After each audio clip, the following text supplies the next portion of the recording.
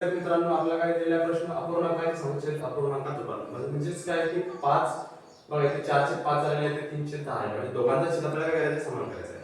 मग समान छेद करायसाठी आपण काय करूया पहिले आधी 4 आणि 5 चे गुणोत्तर काढून घेऊया. 4 छेद 5 याचे गुणोत्तर आपल्याला काढायचे आहे.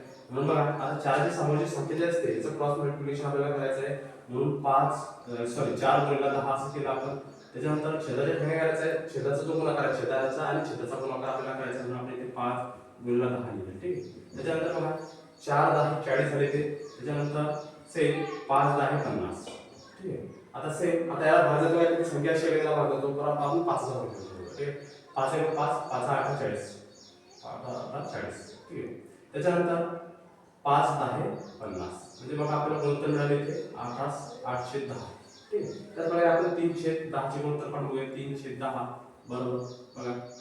त्याचप्रमाणे आपण पुन्हा क्रॉस मल्टिप्लिकेशन 3 गुणिले 5 आपण 3 गुणिले 5 दिले तर 3 गुणिले 5 छेदाचा जो गुणाकार आहे आपल्याला काय करायचा आहे दोन्ही छेदाचा गुणाकार करून घ्यायचा म्हणजे 5 गुणिले 10 लिहिलं बरोबर 3 15 छेद 5 त्रिक 5 10 50.